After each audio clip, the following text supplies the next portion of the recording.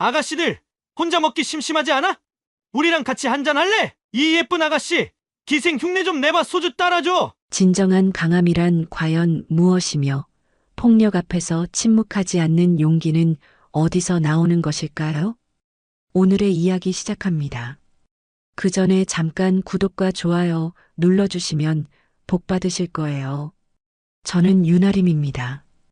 대한민국 육군 최초 여성 사단장이라는 타이틀을 달고 있지만 사실 그런 거창한 건 별로 중요하지 않아요. 키는 165cm 정도로 그리 크지 않고 얼굴도 평범한 편이죠. 다만 눈빛만은 남다릅니다. 707 특수임무단 백호부대에서 수년간 단련된 시간들이 그 안에 고스란히 담겨 있거든요. 오늘도 혹독한 훈련이 끝났습니다. 연병장에서 부사관들과 함께 땀을 흘린 후 저는 언제나처럼 젊은 여군 부하들에게 말했죠. 제 목소리는 평소처럼 부드러웠어요. 특수부대 시절의 차가운 모습은 온데간데 없었습니다. 오늘 수고 많았어. 식사나 하러 갈까? 최하사를 비롯한 6명의 부사관들이 환한 미소를 지으며 고개를 끄덕였습니다. 저는 계급장보다 더 중요한 게 있다고 믿어요.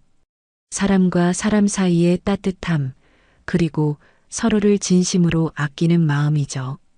특수부대에서 목숨을 걸고 싸우던 시절, 제가 지키려 했던 건 결국 이런 평범한 일상이었거든요. 부대 정문을 나서며 우리는 자연스럽게 발걸음을 맞췄습니다. 목적지는 부대 근처에 있는 작은 식당이었어요. 간판도 낡고 외관도 허름하지만 그곳만큼 정겨운 곳도 없죠. 주인 아주머니의 손맛과 인정이 가득한 곳이거든요. 저에게는 이런 소박한 공간이야말로 진정한 안식처였습니다. 식당 문을 열고 들어서자 익숙한 냄새가 코끝을 스쳤습니다. 된장찌개 끓는 냄새, 고등어 구이 익어가는 소리. 이런 소박한 일상이 얼마나 소중한지 몰라요. 전장에서 수많은 생사의 기로를 넘나들었던 제게는 이런 평범한 순간들이 더없이 귀중합니다. 때로는 악몽에 시달리기도 하지만 이런 따뜻한 공간에서만큼은 그 모든 기억들이 잠시나마 잠들어주죠. 어서 오세요. 사단장님, 주인 아주머니가 반갑게 인사하며 우리를 맞아주셨어요. 저희는 구석진 자리에 앉아 메뉴를 고르기 시작했습니다. 최하사가 장난스럽게 말했죠. 사단장님, 오늘은 제가 쏠게요. 아니야, 선배가 어떻게 후배 돈을 받겠니? 우리는 소소한 실랑이를 벌이며 웃었습니다. 이런 자연스러운 대화 속에서 저는 진정한 평화를 느꼈어요. 군복을 벗은 채 편안하게 앉아 있는 지금이야말로 제가 지키고 싶었던 일상의 모습이었습니다. 하지만 마음 한편으로는 늘 경계심을 늦출 수 없었어요. 오랜 특수부대 생활이 만들어낸 본능이었죠. 하지만 그 평화로운 시간이 오래 지속되지는 못했습니다. 식당 문이 요란한 소리와 함께 벌컥 열렸습니다. 문짝이 벽에 부딪히는 소리가 식당 전체에 울려 퍼졌어요. 순간 따뜻했던 분위기가 얼어붙었습니다. 저는 본능적으로 몸을 긴장시켰어요. 707 특수임무단에서 몸에 밴 경계 본능이 즉시 작동했거든요. 들어온 건 5명의 남자들이었습니다. 선글라스를 낀 채 화려한 셔츠를 입고 온몸에 문신을 새긴 모습이 심상치 않았어요. 앞장선 남자는 덩치가 큰 데다 얼굴에 흉터까지 있어서 더욱 위압적이었습니다. 저는 즉시 상황을 분석하기 시작했어요. 5명 모두 술에 취한 상태, 무기는 보이지 않지만 언제든 위험해질 수 있는 상황이었죠. 야, 여기 분위기 괜찮네. 황만철이라고 나중에 알게 된 그 남자가 큰 소리로 말하며 식당을 둘러봤습니다. 다른 손님들은 겁에 질린 채 숨죽이며 상황을 지켜보고 있었어요. 주인 아주머니의 얼굴도 창백해졌습니다. 저는 제 부하들을 슬쩍 살펴봤어요. 모두 긴장한 기색이 역력했지만 아직은 침착함을 유지하고 있었습니다. 조폭들은 거리낌 없이 빈 테이블에 자리를 잡았습니다. 하지만 저는 이들이 단순히 식사를 하러 온 게 아니라는 걸 직감했어요. 움직임이나 시선 처리가 일반인과는 달랐거든요. 특히 황만철의 눈빛이 제 부하들을 훑어보는 모습이 너무나 불쾌했습니다. 저는 마음속으로 각종 대응 시나리오를 그려보기 시작했어요. 야, 저기 예쁜 아가씨들 좀 봐라. 황만철이 동료들에게 속삭이듯 말했지만 일부러 우리가 들을 수 있을 만큼 큰 소리였어요. 최하사와 다른 부사관들의 얼굴이 굳어졌습니다. 저는 조용히 부하들에게 시선으로 신호를 보냈어요.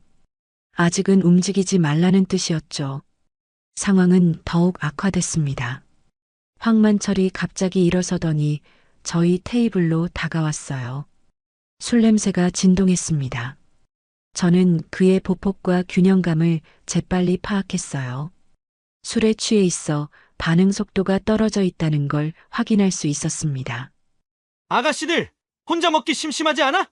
우리랑 같이 한잔 할래? 죄송하지만 저희는 조용히 식사하고 싶습니다. 제가 정중하지만 단호하게 말했어요. 목소리에는 평소의 온화함이 있었지만 속으로는 이미 전투 모드로 전환하고 있었습니다. 하지만 황만철은 더욱 거만하게 웃었어요. 그때였습니다. 황만철이 갑자기 최하사 앞으로 다가가더니 소주병을 집어들었어요. 저는 그 순간 모든 근육이 경직되는 걸 느꼈습니다. 이 예쁜 아가씨, 기생 흉내 좀 내봐. 소주 따라줘. 최하사가 거절하자 황만철은 돌변했습니다. 소주를 최하사의 얼굴에 뿌리더니 거침없이 뺨을 후려쳤어요. 감히 거절해? 그 순간 제 안에서 무언가 끓어오르기 시작했습니다. 특수부대에서 봉인해둔 또 다른 저의 모습이 깨어나려 하고 있었어요. 최하사의 뺨이 빨갛게 부어오르는 걸 보는 순간 제 안에서 오래도록 잠들어 있던 무언가가 깨어났습니다. 707 특수임무단 백호부대에서 단련된 전투 본능이 꿈틀거리기 시작했어요. 하지만 저는 참았습니다. 이곳은 민간인들이 있는 식당이었고 무엇보다 부하들의 안전이 최우선이었거든요. 제가 할 수 있는 최선의 선택은 이 상황을 밖으로 끌고 나가는 것이었어요. 저는 천천히 자리에서 일어났습니다. 평소보다 더 차분하고 침착한 모습이었지만 속으로는 이미 전략을 세우고 있었어요. 5대1의 상황, 좁은 골목이라는 지형적 조건, 상대방의 취중 상태까지 모든 변수를 계산하고 있었습니다. 최하사, 너희들은 여기 있어. 저는 조용히 부하들에게 말했습니다. 목소리는 평소와 다름없이 온화했지만 최하사는 제 눈빛에서 뭔가 다른 걸 느꼈을 거예요. 불안한 눈빛으로 저를 바라봤지만 저는 안심시키는 듯 고개를 끄덕였어요. 잠깐만요. 아가씨 어디 가시려고? 황만철의 부하 중 하나가 제 앞을 막아섰습니다.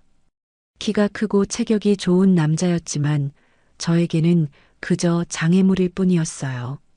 저는 그의 중심을 재빨리 파악했습니다. 술에 취해 균형감이 떨어져 있었죠. 밖에서 이야기하죠. 제가 차분하게 말하자 황만철이 비웃듯 웃었습니다. 저는 그 웃음 속에서 오만함과 방심을 읽을 수 있었어요. 좋았습니다. 상대가 방심할수록 제게는 유리했거든요. 오, 이 아가씨 배짱 좀 있네. 좋아. 밖에서 재미있는 이야기나 해보자고. 저는 식당 문을 열고 밖으로 나갔습니다. 뒤에서 조폭들이 우르르 따라오는 소리가 들렸어요. 발걸음이 어수선한 걸 보니 모두 상당히 취해 있었습니다. 저는 식당 옆 좁은 골목으로 발걸음을 옮겼어요. 이곳이라면 민간인들에게 피해를 주지 않을 수 있을 테니까요. 골목은 어둠에 잠겨 있었습니다. 가로등 하나가 희미하게 길을 비추고 있을 뿐이었어요. 저는 골목 안쪽으로 들어가며 뒤를 돌아봤습니다. 어둠 속에서도 모든 상황이 선명하게 보였어요. 야간 전투 훈련을 수없이 받았던 경험 덕분이었죠. 5명의 조폭들이 저를 둘러싸고 있었어요. 황만철이 앞장서서 비열한 웃음을 지었습니다. 저는 각자의 위치와 거리를 정확히 측정했어요. 가장 위험한 건 오른쪽에 있는 덩치 큰 남자, 가장 먼저 제압해야 할 대상은 황만철이었습니다. 여자가 뭘 어쩔 거라고 여기까지 왔나? 순순히 우리 말 들었으면 좋았을 텐데. 그래, 이제 와서 후회해도 늦었어. 다른 조폭들도 하나둘 끼어들며 저를 조롱했습니다.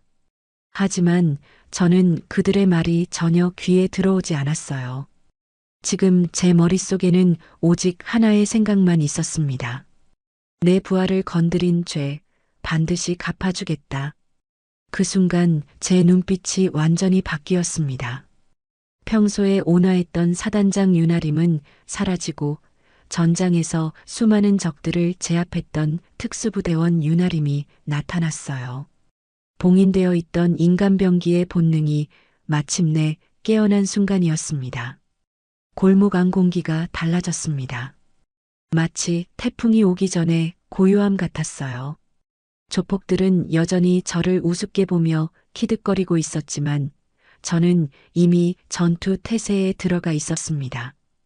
특수부대에서 몸에 밴 전투 본능이 하나씩 깨어나고 있었어요.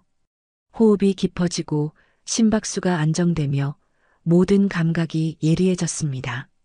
황만철이 주먹을 쥐며 한 걸음 다가왔어요. 술 냄새와 함께 그의 거친 숨소리가 들렸습니다. 저는 그의 움직임을 관찰하며 공격 패턴을 예측하기 시작했어요. 오른손잡이, 주로 정면 공격을 선호하는 타입, 술에 취해 반응 속도 저하. 모든 정보가 머릿속에서 정리됐습니다. 마지막으로 한 번 더 물어볼게. 우리랑 재미있게 놀 생각 없어? 없습니다. 제 대답은 단호했어요. 더 이상 말로 해결될 상황이 아니라는 걸 알고 있었거든요. 저는 발의 위치를 살짝 조정했습니다. 언제든 움직일 수 있는 최적의 자세였어요. 황만철의 얼굴이 일그러졌습니다. 분노에 찬 그의 눈빛이 달빛 아래서 번뜩였어요. 하지만 저에게는 그 분노가 오히려 기회였습니다. 화가 난 상대는 판단력이 흐려지거든요. 그럼 각오해. 황만철이 주먹을 휘둘렀습니다. 예상했던 대로 정면에서 오는 직선 펀치였어요. 하지만 그 주먹은 허공만 가를 뿐이었습니다. 저는 이미 그의 옆으로 몸을 피해 있었거든요. 707 특수임무단에서 배운 회피 기술이 자연스럽게 발현됐어요. 근접 전투술의 기본은 상대의 공격을 피하면서 동시에 반격 기회를 만드는 것입니다. 상대의 공격 패턴을 읽고 최적의 반격 지점을 찾는 것. 그 모든 게 본능처럼 작동했어요. 수년간의 훈련이 몸에 각인되어 있었거든요. 황만철이 당황해하는 사이 저는 재빠르게 그의 오른팔을 잡았습니다. 그리고 정확한 각도로 비틀었어요. 관절기의 기본은 상대의 저항을 최소화하면서 최대한의 효과를 내는 것이었습니다. 뚝! 뼈가 부러지는 소리가 골목에 울려 퍼졌습니다. 황만철이 비명을 지르며 무릎을 꿇었어요. 저는 그 순간 차갑게 말했습니다. 아직 시작도 안 했는데요. 다른 조폭들이 순간 멈칫했습니다. 자신들의 보스가 한순간에 제압당하는 모습을 본 충격 때문이었죠. 하지만 곧 화가 난 듯 저에게 달려들기 시작했어요. 저는 속으로 한숨을 쉬었습니다. 이들은 자신들이 어떤 상대와 마주하고 있는지 전혀 모르고 있었어요. 이 여자가 감히 형님을 4명이 동시에 덤벼들었습니다. 하지만 저에게는 오히려 기회였어요. 다대일 상황에서의 전투야말로 특수부대에서 가장 많이 훈련했던 시나리오였거든요. 상대가 많을수록 그들 사이의 간격과 타이밍을 이용할 수 있는 여지가 많아지는 법입니다. 저는 그들이 완전히 포위하기 전에 먼저 움직였어요. 진정한 전투가 이제 시작되는 순간이었습니다. 이제 진짜 전투가 시작됐습니다. 백호 부대에서 몸에 밴 훈련이 저절로 발현되기 시작했어요. 어둠 속에서 저는 마치 유령처럼 움직였습니다. 상대들의 시야에서 순간적으로 사라졌다가 예상치 못한 곳에서 나타나는 침투 기술, 그것이 특수부대의 핵심이었거든요. 첫 번째 조폭이 칼을 꺼내들며 위협했어요. 날카로운 칼날이 가로등 불빛에 반짝였습니다. 움직이지 마. 가만히 있으라고. 하지만 저는 이미 그의 뒤쪽으로 돌아가 있었습니다. 707 특수임무단에서 배운 침투 기술이었죠. 소리 없이 움직이며 상대의 사각지대로 파고드는 것, 그것이 제가 가장 자신 있어 하는 분야였어요. 적진 한복판에서 홀로 생존해야 했던 수많은 경험이 지금 이 순간 빛을 발하고 있었습니다. 그가 칼을 휘두르기도 전에 저는 그의 손목을 정확히 타격했어요. 급소를 노린 정밀한 타격이었습니다. 특수부대에서는 적을 무력화시키되 최소한의 움직임으로 최대한의 효과를 내는 것을 중요하게 여겼거든요. 딱! 칼이 바닥에 떨어지는 소리와 함께 그가 손목을 움켜쥐며 비명을 질렀습니다. 저는 그 틈을 놓치지 않고 그의 명치를 가격했어요. 정확한 위치에 적절한 힘으로 가한 타격이었습니다. 그는 고통에 몸부림치며 쓰러졌어요. 네 번째 남자는 이미 겁에 질려 있었습니다. 다리가 후들거리며 제대로 서 있지도 못했죠. 두려움에 질린 그의 눈빛에서 저는 이미 승부가 났다는 걸 확인할 수 있었어요. 제발, 제발 살려주세요. 이미 늦었습니다. 저는 차갑게 말하며 그에게 다가갔어요. 그는 도망치려 했지만 이미 다리에 힘이 풀린 상태였습니다. 저는 그의 어깨를 잡고 벽에 밀어붙였어요. 벽돌벽이 그의 등에 부딪히는 소리가 골목에 울렸습니다. 내 부하를 건드린 죄가 어떤 건지 알려드리죠. 그의 무릎 뒤쪽을 정확히 가격하자 그는 주저앉았습니다. 무릎 인대가 늘어났을 거예요. 당분간 제대로 걷기 힘들 겁니다.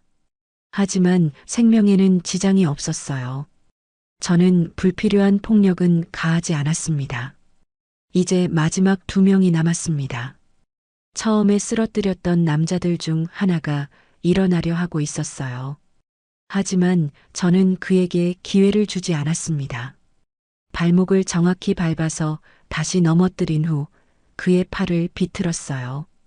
또 다른 뼈 부러지는 소리가 골목에 울렸습니다. 아! 마지막 남자는 이미 정신을 잃고 바닥에 쓰러져 있었어요. 제가 던진 충격으로 벽에 머리를 부딪혔던 것 같았습니다. 이제 골목 안에는 조폭들의 신음소리만 가득했어요. 5명 모두 바닥에 쓰러져 있었습니다. 황만철은 팔이 부러진 채 바닥에 엎드려 있었죠. 저는 그에게 천천히 다가갔습니다. 그는 공포에 질린 눈으로 저를 올려다봤어요. 아까까지의 오만함은 온데간데 없었습니다. 제발, 제발 살려주세요. 잘못했습니다. 저는 그의 귀에 대고 조용히 속삭였습니다. 군인을 건드린 죄, 지금부터 뼈로 갚으시죠. 골목에서 일어난 소동을 들었던 것 같습니다. 멀리서 사이렌 소리가 들려왔어요. 아마 식당에서 최하사가 신고했을 거예요. 저는 조폭들을 내려다보며 깊게 숨을 내쉬었습니다. 분노가 가라앉으면서 평소의 냉정함이 돌아왔어요. 제 손에는 피 한 방울 묻어 있지 않았지만 바닥에는 5명의 남자들이 신음하며 널브러져 있었습니다. 저는 잠시 제 자신을 돌아봤어요. 특수부대 시절의 기억들이 물밀듯 밀려왔습니다. 수많은 작전을 수행하며 단련된 전투 기술, 극한의 상황에서도 냉정함을 잃지 않는 정신력. 하지만 동시에 그 시절의 어두운 그림자들도 함께 떠올랐어요. 제가 봉인하려 했던 또 다른 모습이었죠. 파리. 황만철이 여전히 고통스러워하고 있었어요. 하지만 제게는 더 이상 동정심이 일지 않았습니다. 제 부하를 건드린 순간 이들의 운명은 정해졌었거든요. 군인으로서 그리고 리더로서 제가 해야 할 일을 했을 뿐이었습니다.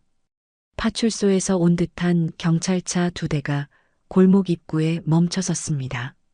경찰관 4명이 후레쉬를 켜고 골목 안으로 들어왔어요. 밝은 불빛이 어둠을 가르며 현장을 비췄습니다. 저는 조용히 제자리에 서서 그들을 기다렸어요. 여기 신고 들어온 곳인가요? 선임 경찰관이 상황을 파악하려 했지만 골목 앞모습을 보고는 말을 잃었어요. 5명의 남자가 모두 바닥에 쓰러져 있고 저 혼자만 멀쩡히 서 있으니 당황스러웠을 겁니다. 경찰관들의 표정에서 놀라움과 의구심이 동시에 드러났어요. 저는 육군 제7사단장 윤아림 대령입니다. 저는 차분하게 신분을 밝혔어요. 목소리는 평소처럼 침착했고 자세도 단정했습니다. 경찰관들의 표정이 더욱 놀란 빛으로 변했어요. 아마 이런 상황에서 이렇게 냉정할 수 있는 사람을 본 적이 없었을 거예요. 사단장님이시라고요? 네, 그렇습니다. 이들이 먼저 식당에서 제 부하들을 성추행하고 폭행했습니다. 정당방위로 제압했어요. 저는 상황을 간단 명료하게 설명했습니다. 감정적인 표현은 일절 사용하지 않았어요. 사실만을 객관적으로 전달하는 것이 중요했거든요. 경찰관들은 제 말을 들으며 현장을 살펴봤어요. 조폭들의 상태를 확인하더니 구급차를 부르기 시작했습니다. 이들 모두 골절상을 입은 것 같습니다. 병원으로 이송해야겠어요. 다른 경찰관이 저에게 다가와 정중하게 말했습니다. 제 계급과 지위를 의식한 듯한 모습이었어요. 사단장님, 자세한 진술은 파출소에서 받겠습니다. 동행해 주시겠습니까? 물론입니다. 저는 고개를 끄덕였어요. 법적 절차는 당연히 따라야 했습니다. 하지만 제가 한 일에 대해서는 전혀 후회하지 않았어요. 구급대원들이 도착해서 조폭들을 들것에 실어 나르기 시작했습니다.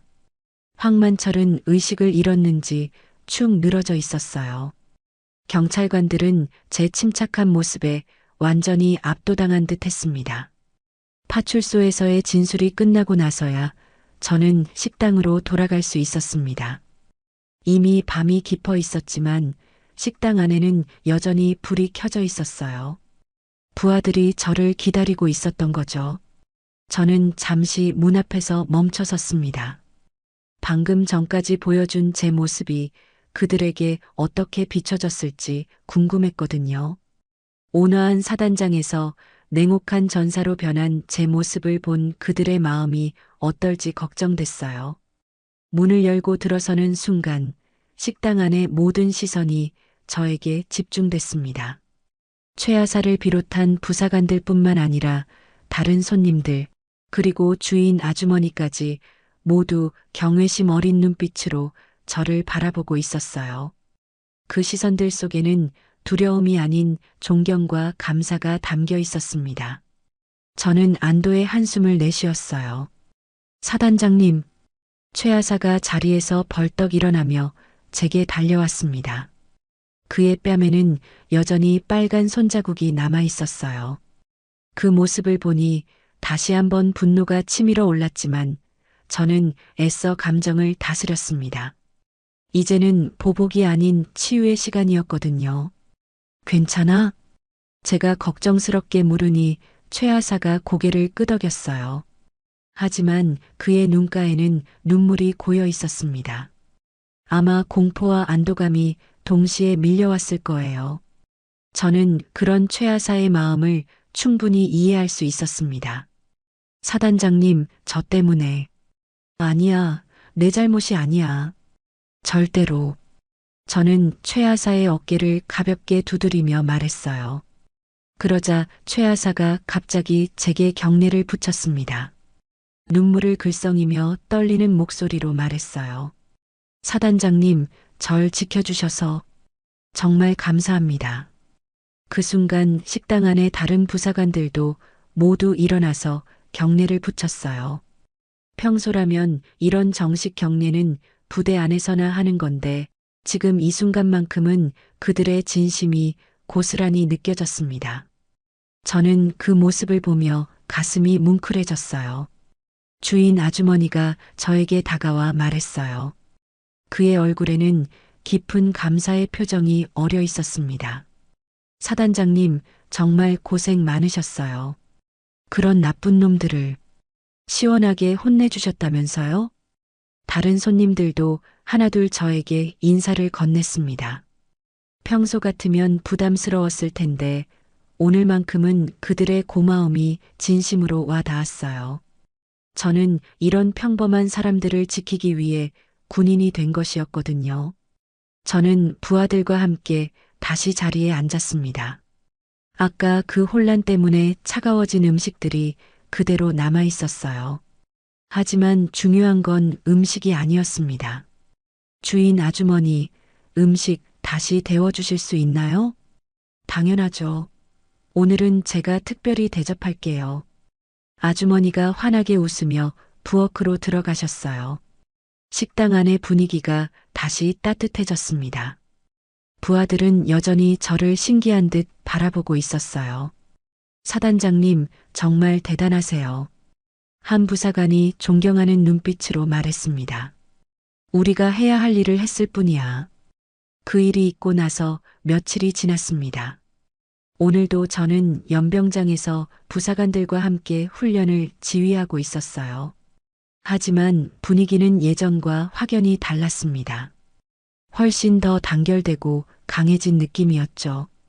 그날 밤의 사건이 우리 모두에게 무언가 중요한 것을 깨닫게 해준 것 같았어요. 최하사의 뺨에 있던 상처는 이제 거의 나았습니다. 하지만 그보다 더 중요한 건 그의 눈빛이 달라졌다는 점이었어요. 예전보다 훨씬 더 강하고 당당해진 모습이었죠. 마치 시련을 통해 한 단계 성장한 것처럼 보였습니다. 저는 그런 최하사의 변화를 보며 뿌듯함을 느꼈어요.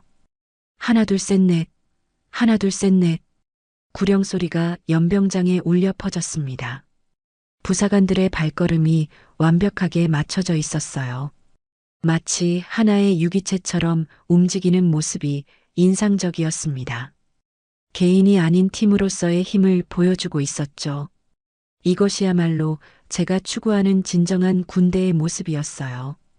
훈련이 끝난 후 저는 최하사를 따로 불렀습니다. 그날 이후 그가 어떤 마음가짐을 갖고 있는지 확인하고 싶었거든요. 어때, 컨디션은? 완전히 회복됐습니다. 사단장님.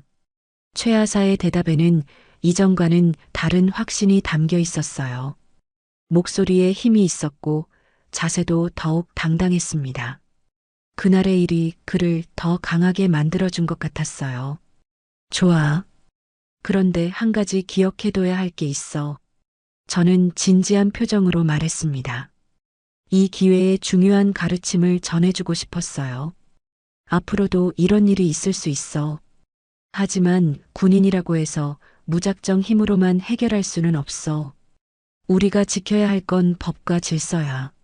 알겠습니다, 사단장님. 하지만 정말 위험한 상황에서는 주저하지 마. 자신과 동료를 지키는 게 먼저야. 최하사가 고개를 끄덕였어요. 그의 표정에서 깊은 이해가 느껴졌습니다. 제가 전하고 싶었던 메시지가 정확히 전달된 것 같았어요. 저는 연병장을 바라보며 생각에 잠겼습니다. 저기 서 있는 모든 부사관이 소중한 존재들이었어요. 그들 각자에게는 가족이 있고 꿈이 있고 지켜야 할 소중한 것들이 있습니다. 제 역할은 그들을 지키고 성장시키는 것이었죠. 그날 밤 식당에서 일어난 일을 통해 저는 다시 한번 깨달았습니다. 진정한 강함이란 무엇인지를요. 계급장이나 외모, 체격 같은 건 중요하지 않았어요. 진짜 중요한 건 지켜야 할 것을 지킬 줄 아는 마음이었습니다. 그리고 그 마음을 행동으로 옮길 수 있는 용기였죠. 사단장님, 부사관들이 제게 경례를 붙이며 하루 훈련을 마쳤습니다. 저도 답례를 하며 마음속으로 다짐했어요. 폭력 앞에서 침묵하지 않는 용기, 그것이 진짜 군인의 책임이라고 말이에요. 앞으로도 이런 일들이 있을 수 있을 겁니다. 하지만 저는 준비되어 있었어요. 제 부하들을, 그리고 무고한 사람들을 지킬 준비가 되어 있었습니다. 해가 서쪽으로 기울어가는 연병장에서 저는 새로운 하루를 기다리며 미소를 지었습니다. 오늘도 귀한 시간 내어 끝까지 시청해주신 구독자 여러분 진심으로 감사드립니다. 오늘의 이야기가 마음을 울렸다면 구독과 좋아요, 댓글 부탁드립니다.